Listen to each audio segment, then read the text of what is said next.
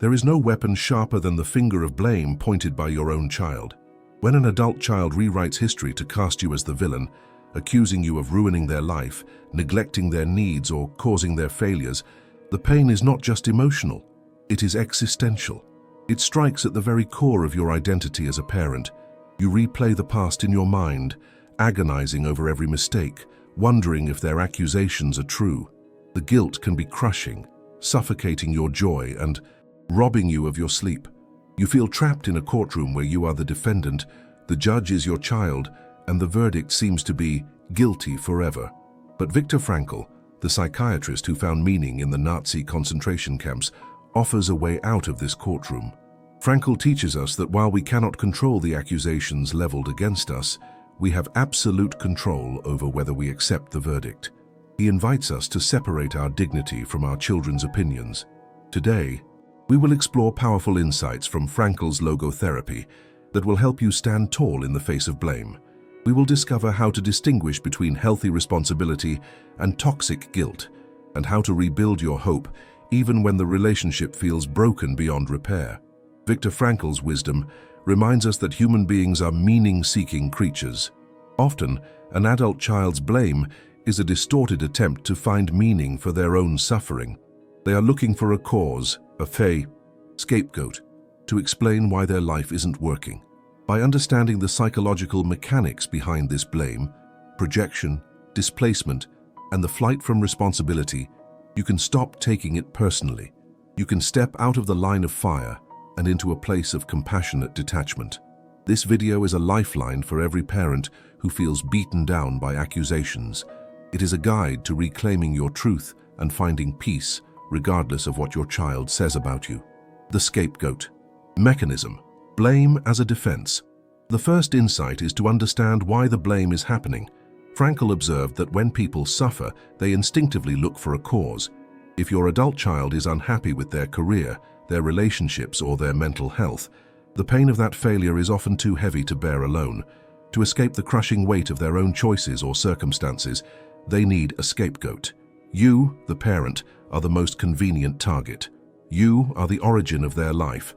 So in their logic, you must be the origin of their misery. This mechanism is a defense against their own feelings of inadequacy.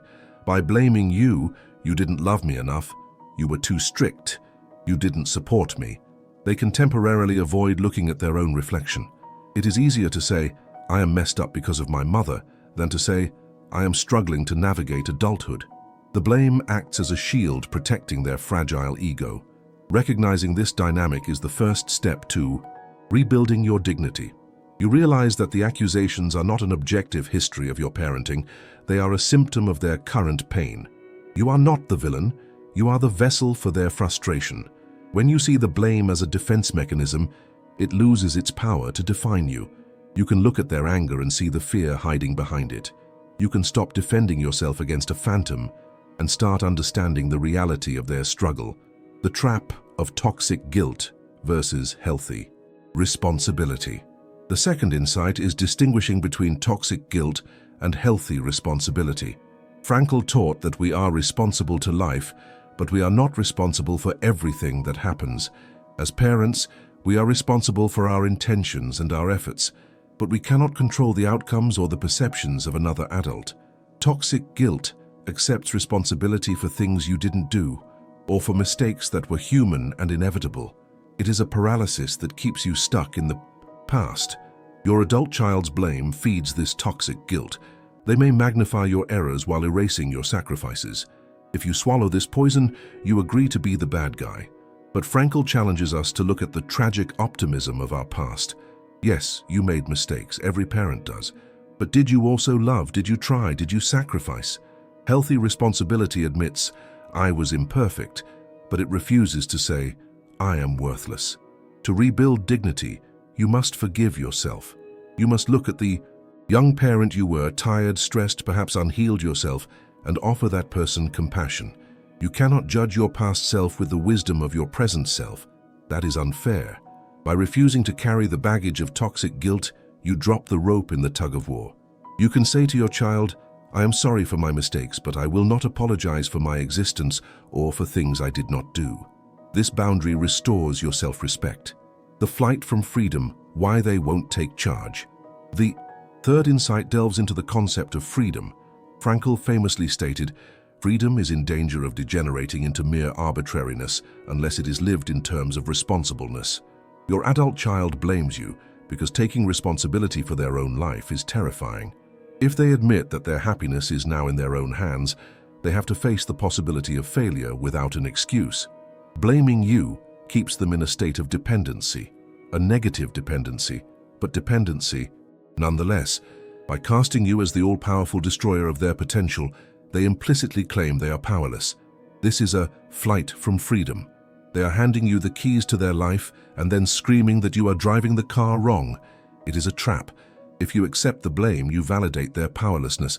You confirm their belief that they are victims of your parenting rather than architects of their future. Rebuilding hope means handing the keys back. It means gently but firmly refusing to accept the role of the architect of their adulthood. You can say, "I hear your anger, but I believe in your ability to build a good life now, regardless of the past."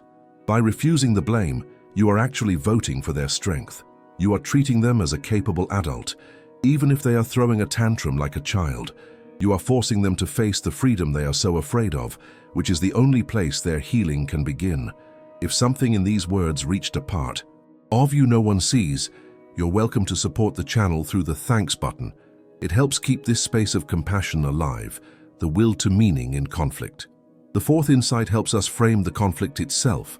Frankl believed that conflict often arises from a noogenic neurosis, a frustration of the will to meaning. Your child is unhappy not just because of what you did or didn't do, but because they lack a sense of purpose. A person who is deeply engaged in a meaningful life rarely has the time or the inclination to obsessively blame their parents for the past. The fixation on the past is a symptom of an empty present. When you understand this, you see that your child is spiritually hungry. They are chewing on old bones because they don't have fresh food. The blame is a filler for the void where their purpose should be. This realization shifts your perspective from defensiveness to pity. You see a person who is lost, trying to navigate a map they don't understand. For you, this means that defending yourself is futile. You cannot argue them into finding meaning. Instead, you must focus on your own meaning.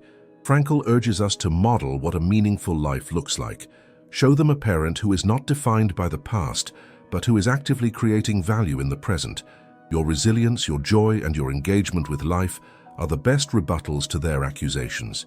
You show them that the past does not have to dictate the future. The power of attitudinal change. The fifth insight is Frankl's concept of attitudinal change. We cannot change the fact that we are being blamed. We cannot force our children to see the truth, but we are free to choose our attitude toward this suffering. Frankl invites us to turn this tragedy into a triumph. How? By deciding that this rejection will not make us bitter, but better. You can choose to let the blame refine you rather than define you. You can use this pain to deepen your empathy for others who are misunderstood. You can use it to let go of your need for approval. When you stop needing your child to validate you, their blame loses its sting. You become bulletproof, not because you are hard, but because you are transparent. You know who you are and their words pass right through you. This attitude restores your dignity because it reclaims your power. You are no longer the victim of their narrative. You are the author of your own response. You can greet their anger with calm silence or firm boundaries, not out of reaction, but out of choice. This is the ultimate spiritual victory, to remain loving and self-assured in the face of unjust accusation, the illusion of the perfect past. The sixth insight is exposing the illusion that a perfect past would have created a perfect present. Your child operates on the fantasy that if only you had been different, less anxious, more present, wealthier, kinder, they would be happy today. Frankl rejects this determinism. He argues that human beings always retain the capacity to rise above their conditions.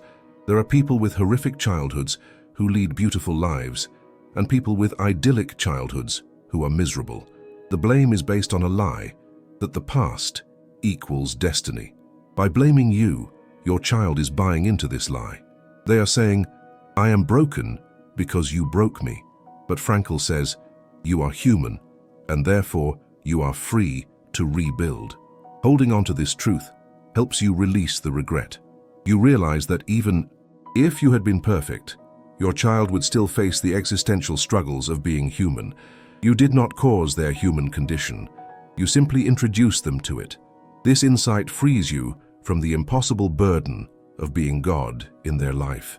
You were just a parent, a flawed, trying, loving human being, and that is enough. Rebuilding hope through radical acceptance. The final insight is about hope. Hope, for Frankl, is not the expectation that things will turn out well, but the conviction that things make sense regardless of how they turn out. Rebuilding hope means accepting the reality of the broken relationship without accepting it as the end of the story. It is radical acceptance. You accept that right now, they blame you. You stop fighting reality. In this acceptance, there is peace. You stop banging on the locked door. You leave the door unlocked and go tend to your garden. You trust that life is long and people change. The child who blames you at 25 may understand you at 45. Your job is to keep the light on, to stay healthy, and to keep your heart soft. Hope also means finding new avenues for your love. If your child won't receive it, give it to others. Mentor a young person, volunteer, care for a friend. Love is energy. If you block it, it turns into depression. If you pour it out, it generates life. By continuing to love, you prove to yourself that you are not the monster they say you are. You reaffirm your goodness through action. When an adult child blames you for everything, the world feels upside down. But through the lens of Viktor Frankl, we can right ourselves.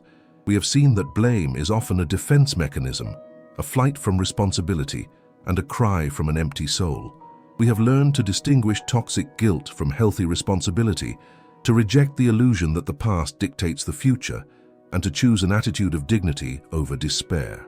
You are not the sum of your mistakes, and you are certainly not the sum of your child's accusations. You are a being of infinite worth, capable of finding meaning even in this painful rejection. Stand tall in your truth, forgive your younger self, and keep living a life that makes you proud. The courtroom is closed. You are free. If these insights helped you find a moment of peace, please share your thoughts in the comments. Which insight resonated most with you? Your story matters, and you are not alone.